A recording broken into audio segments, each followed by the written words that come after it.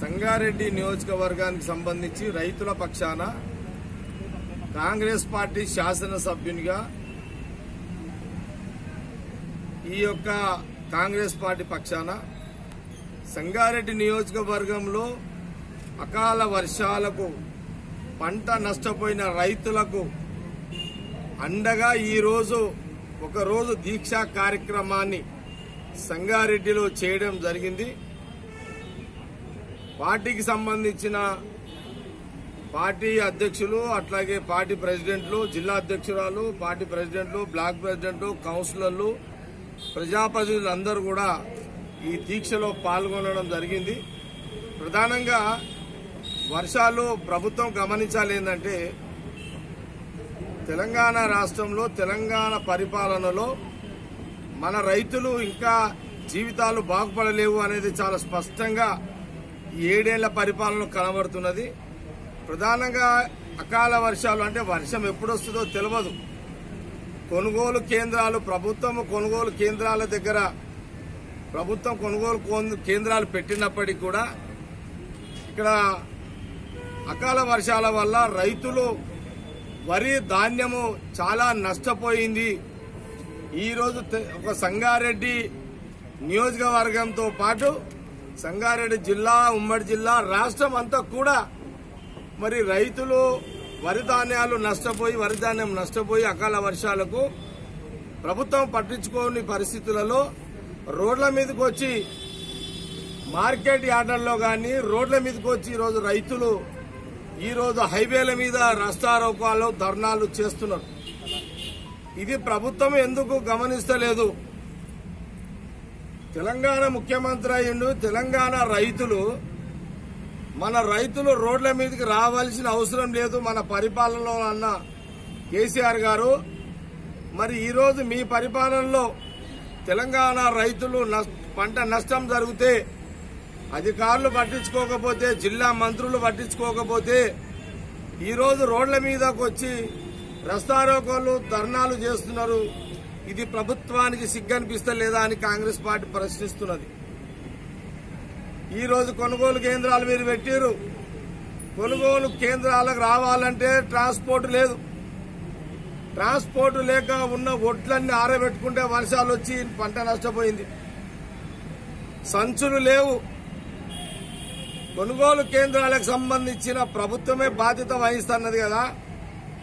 సంచులు మీరు సప్లై చేయాలి, ట్రాన్స్పోర్ట్ మీరే సప్లై చేయాలి. మీది ట్రాన్స్పోర్ట్ లేదు, సంచులు కూడా లేవు వరి ధాన్యాన్ని నింపడానికి.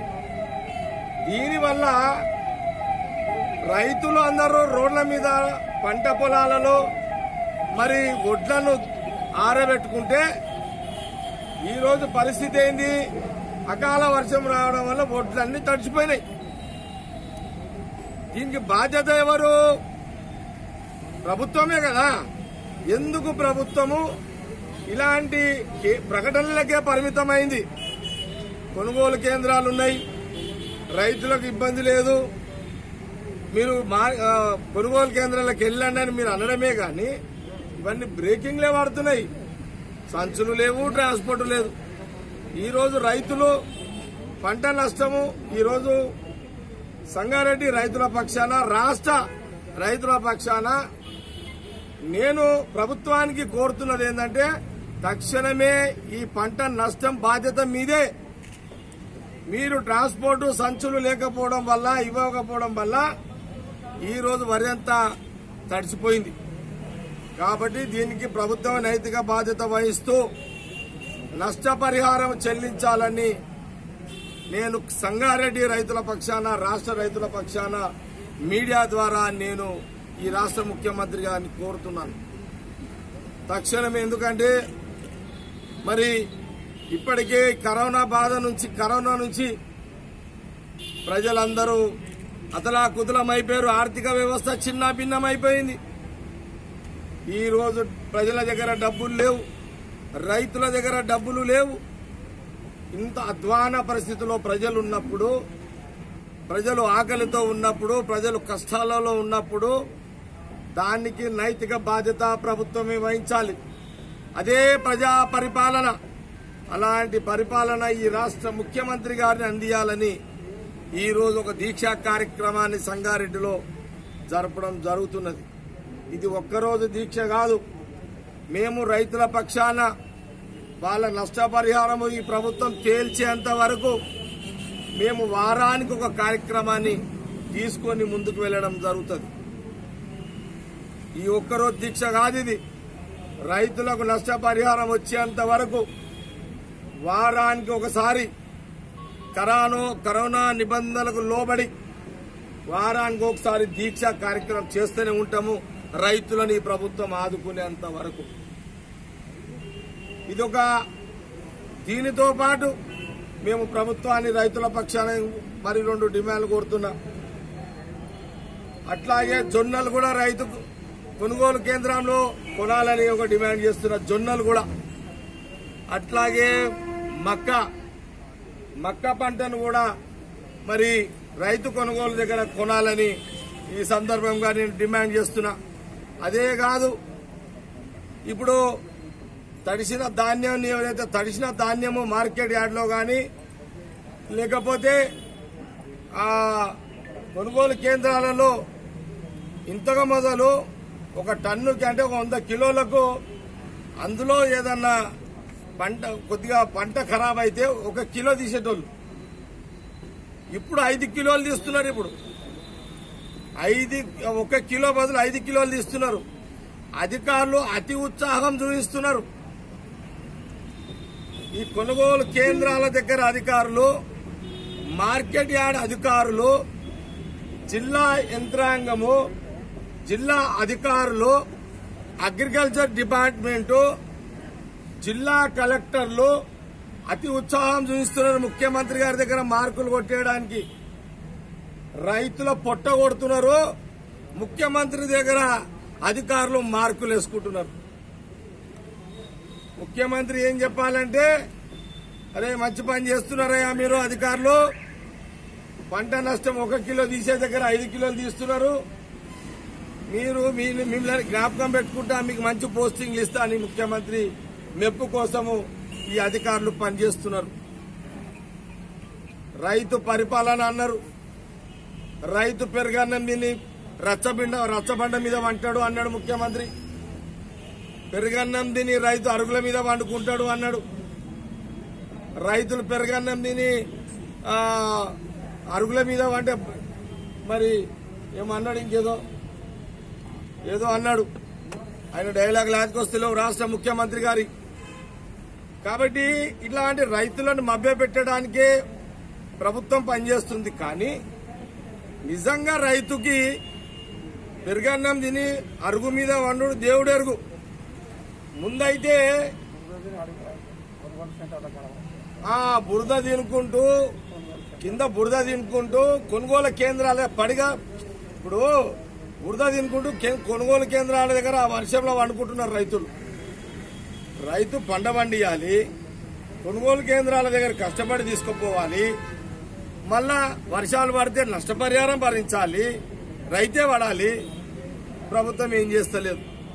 కాబట్టి నేను కాంగ్రెస్ పార్టీ శాసనసభ్యునిగా సంగారెడ్డి రైతుల పక్షాన ఈ రోజు ఒకరోజు దీక్ష కాదు ఇది, వారానికి ఒకసారి ఖచ్చితంగా రైతుల నష్టపరిహారం వచ్చేంత వరకు మా నిరసన కార్యక్రమం జరుగుతూనే ఉంటుంది.